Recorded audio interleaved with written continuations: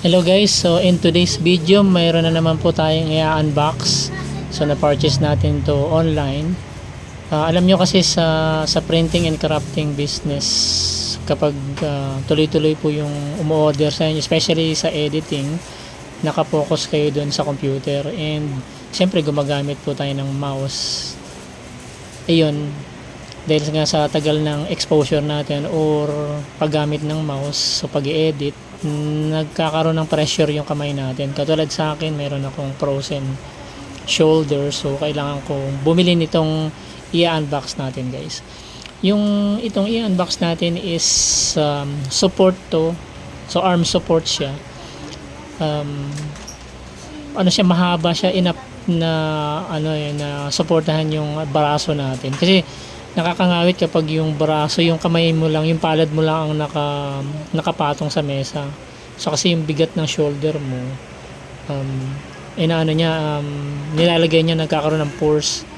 So doon kaya nakakangawit and nakakapagod, lalo na kapag matagal na editing. Minsan hindi naman isang oras lang, isang matagal, magpiprint ka pa, tapos magka-crafting ka pa.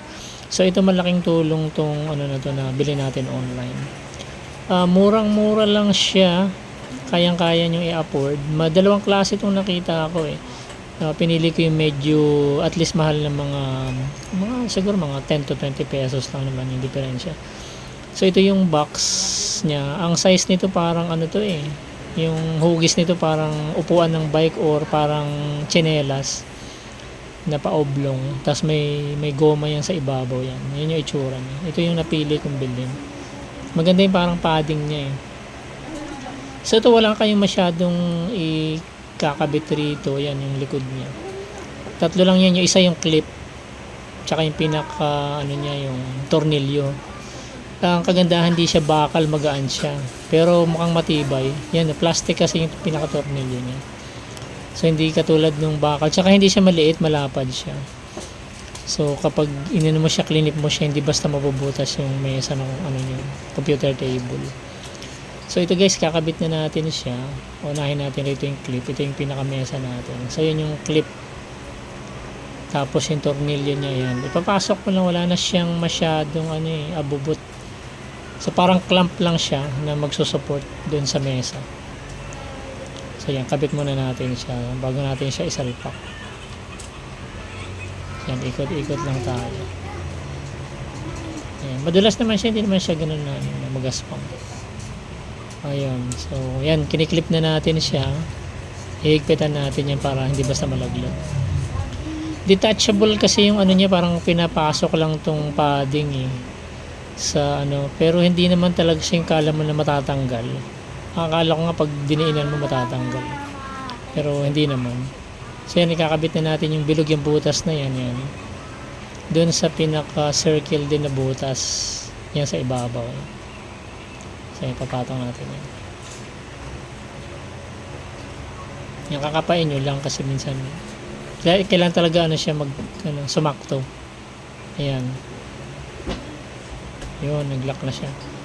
Tapos ang kagandahan nito, movable, hindi siya kasi nga circle siya, so hindi siya steady.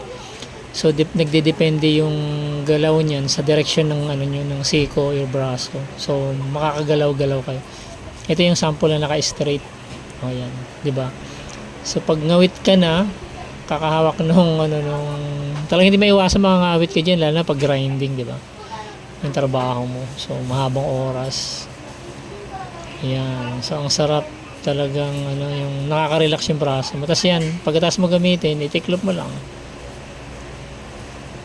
And pwede mo rin ikabit siya sa ibang mesa kung halimbawa nilipat kayo. So pwede niya ikabit sa ibang mesa. Akala mo mababali, pero hindi naman. Huwag mo lang basta tagang locally didiinan. So yan, pakita natin yung buong na sa tapatan ng computer. Yan. Papakita ko sa inyo yung paggalaw-galaw ng kamay. Siyempre pag galaw-galaw tayo niya, di naman isang direction lang yan. Pag doon tayo, pwede nyo i-move, so sasabay rin siya. Ayun, so ko lang po yung link dyan sa baba kung interesado rin kayong bilhin niya. So siyempre sa printing talagang babad ka dyan sa computer, sa mouse, so kailangan natin ng support. para iwas injury tsaka stress. Thanks so much guys for watching.